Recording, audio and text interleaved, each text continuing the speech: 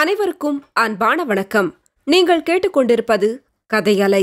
வாசிப்பவர் ஹேமலதா ஜெகநாத். திரு கல்கி எழுதிய பார்த்திபன் கனவு, பாகம் 3, அத்தியாயம் 21. வசந்த தீவில். ஒரு வார காலமாக விக்ரமன் நரகத்திலிருந்து ஸ்வர்க்கத்துக்கும் ஸ்வர்க்கத்திலிருந்து நரகத்துக்குமாக மாறிக்கொண்டிருந்தான். நாலாபுரமும் பயங்கரமாக தீ கொழுந்துவிட்டு எரிந்து கொண்டிருந்தது.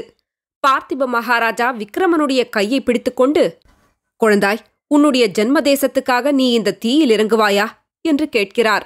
அருகில் அருள்மொழி ராணி கண்ணீரும் கம்பளையுமாய் நிற்கிறாள். இறங்குவேனப்பா என்று விக்ரமன் துணிந்து விடை சொல்கிறான். தந்தையின் கைப்பிடி தளர்கிறது. விக்ரமன் நெருப்பில் இறங்கிச் செல்கிறான். உடம்பெல்லாம் கொதிக்கிறது, சுடுகிறது, வேகிறது, எரிகிறது. ஆனால் உணவு மட்டும் அப்படியே இருக்கிறது. ஐயோ, இப்படி எத்தனை காலம் எரிந்து கொண்டிருப்பது? ஏன் உயிர் போக மாட்டேன் என்கிறது? ஏன் உடம்பு அப்படியே இருக்கிறது என்று எண்ணி விக்ரமன் துடிதுடிக்கிறான். திடீரென்று ஒரு குளிர்ந்த கை அவனுடைய எரியும் கரத்தை பற்றுகிறது. இன்னொரு குளிர்ந்த கை அவனுடைய கொதிக்கும் மார்பை தொடுகிறது. எரிகிற அந்த தீயின் நடுவில் செந்தாமரையொத்த குளிர்ந்த முகம் ஒன்று தோன்றி அவனை கருணையுடன் நோக்குகிறது. சற்று நேரத்துக்கெல்லாம் அவன் அத்தீயிலிருந்து வெளியே வருகிறான். தன்னை அவ்விதம் கையை பிடித்து அழைத்து வந்த தெய்வ பெண்ணுக்கு நன்றி செலுத்த அவன் விரும்புகிறான். ஆனால் அத்தெய்வ பெண்ணை காணவில்லை. விக்ரமன் புலிக்கொடி பறக்கும் பெரிய போர்க்கப்பலில் பிரயாணம் செய்கிறான். கப்பலில் நூற்றுக்கணக்கான சோழ நாட்டு வீரர்கள் அங்கும் இங்கும் உலாவுகிறார்கள். கப்பல் துறைமுகத்தை விட்டு கிளம்பிய போது பார்த்திப மகாராஜாவும் அருள்மொழி ராணியும் விக்ரமனை ஆசிர்வதித்து, வெற்றி வீரனாய் திரும்பி வா என்று வாழ்த்தி அனுப்பிய காட்சி அவன் மனக்கண் முன்னால் அடிக்கடி தோன்றிக் கொண்டிருக்கிறது. திடீரென்று பெரும் புயலும் மழையும் அடிக்கின்றன. கப்பல் கவிழ்கின்றது. விக்ரமன் கடல் அலைகளுடன் தன்னந்தனியாக போராடுகிறான். உடம்பு ஜில்லிட்டு போய்விட்டது. கை கால்கள் மரத்துவிட்டன. இனி தண்ணீரில் மூழ்கி சாக வேண்டியதுதான் என்று தோன்றிய சமயத்தில் இந்திரஜாலத்தைப் போல் ஒரு படகு எதிரே காணப்படுகிறது. படகில் பூர்ணச்சந்திரனையொத்த முகமுடைய பெண்ணொருத்தி இருக்கிறாள். எங்கேயோ எப்போதோ எந்த ஜன்மத்திலோ பார்த்த முகந்தான் அது. அந்த பெண் அவனுக்கு கை கொடுத்து தூக்கி படகில் விடுகிறாள். அவள் முகமெல்லாம் நனைந்திருக்கிறது. அலைத்துளிகள் தெரித்ததினாலா கண்ணீர் பெருகியதாலா என்று தெரியவில்லை. அவளுக்கு நன்றி செலுத்த வேண்டுமென்று விக்ரமன் ஆசைப்படுகிறான். பேச முயற்சி செய்கிறான். ஆனால் பேச்சு வரவில்லை. தொண்டையை அடித்துக் கொள்கிறது. விக்ரமன் ஒரு கொடிய பாலைவனத்தில் நடந்து கொண்டிருக்கிறான். வெயிலின் கொடுமை பொறுக்க முடியவில்லை. கால் ஒட்டிக் கொள்கிறது. உடம்பெல்லாம் பற்றி எரிகிறது. நா வறண்டு விட்டது. சொல்ல முடியாத தாகம். கண்ணு கெட்டிய தூரம் மரம், செடி, நிழல் என்கிற நாமதேயமே கிடையாது. எங்கேயோ வெகு தூரத்தில் தண்ணீர் நிறைந்த ஏரி மாதிரி தெரிகிறது. அதை நோக்கி விரைந்து செல்கிறான். எவ்வளவு விரைவாக சென்றாலும் ஏரி இன்னும் தொலைதூரத்திலேயே இருக்கிறது.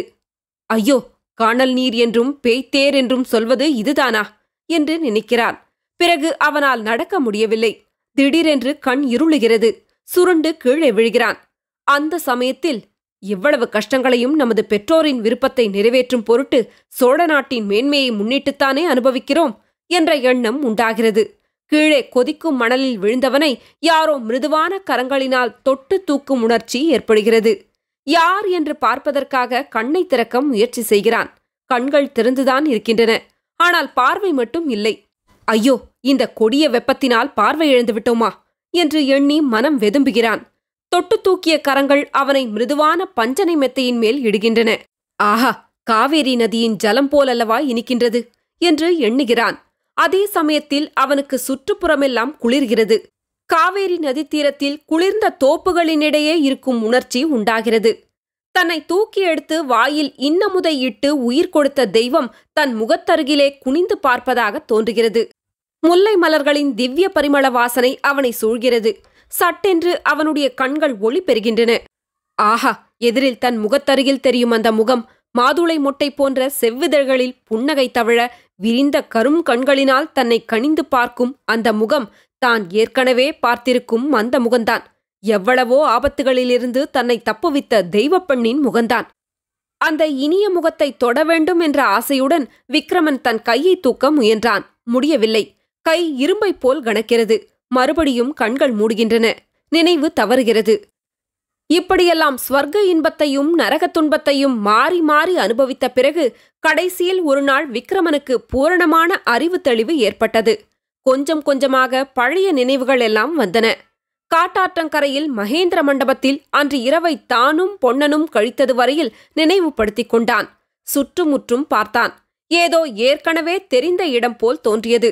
நன்றாக ஞாபகப்படுத்திக் கொண்டு பார்த்தபோது அவனுடைய ஆச்சரியத்துக்கு எல்லையில்லாமல் போயிற்று. ஆமாம், உறையூரில் காவேரி தீவிலுள்ள வசந்த மாளிகையில் ஒரு பகுதிதான் அவன் படுத்திருந்த இடம். இங்கே எப்படி வந்தோம்? யார் கொண்டு வந்து சேர்த்தார்கள்? இந்த மாளிகையில் இப்போது இன்னும் யார் இருக்கிறார்கள்? பொன்னனுடைய நினைவு வந்தது. அவன் எங்கே?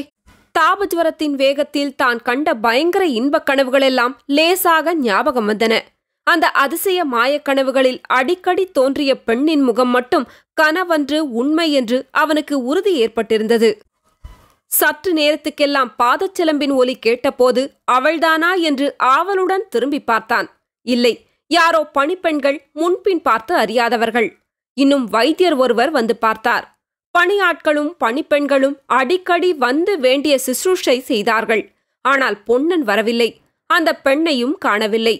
பணியாட்களிடமும் பணிப்பெண்களிடமும் விவரம் எதுவும் கேட்பதற்கும் அவன் மனம் இசையவில்லை. அவர்களோ ஊமைகளைப் போல் வந்து அவரவர்களுடைய காரியங்களை செய்துவிட்டு திரும்பினார்கள். அவனுடன் ஒரு வார்த்தையும் பேசவில்லை. இவ்விதம் ஒரு பகல் சென்றது. இரவு தூக்கத்தில் கழிந்தது. மறுநாள் பொழுது விடிந்ததிலிருந்து விக்ரமனுக்கு அங்கே படுத்திருக்க மனம் கொள்ளவில்லை. உடம்பில் நல்ல பலம் ஏற்பட்டிருப்பதை கண்டான். எழுந்து நடமாடினான். ஒருவித களைப்பும் உண்டாகவில்லை. திடமாகத்தான் இருந்தது. அறைக்கு வெளியே வந்து தோட்டத்தில் பிரவேசித்தான். அங்கிருந்த பணியாட்கள் யாரும் அவனை தடுக்கவில்லை.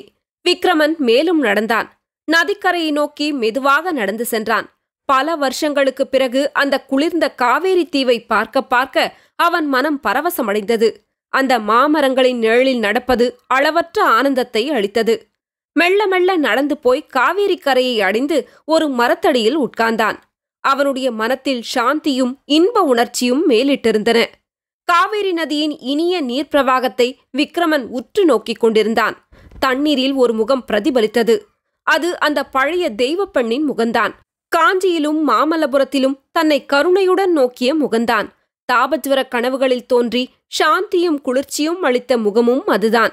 அந்த பெண்ணை மறுபடியும் காணப்போகிறோமோ என்று விக்ரமன் பெருமூச்சு விட்டான். அதே சமயத்தில் அவனுக்கு பின்புறமாக வந்து ஒரு மரத்தடியில் சாய்ந்து கொண்டு குந்தவி தேவி நின்றாள். தொடரும். கதையலை உங்களுக்கு பிடிச்சிருந்ததுன்னா உங்க நண்பர்களோடும் உறவினர்களோடும் பகிர்ந்துக்கோங்க. நன்றி.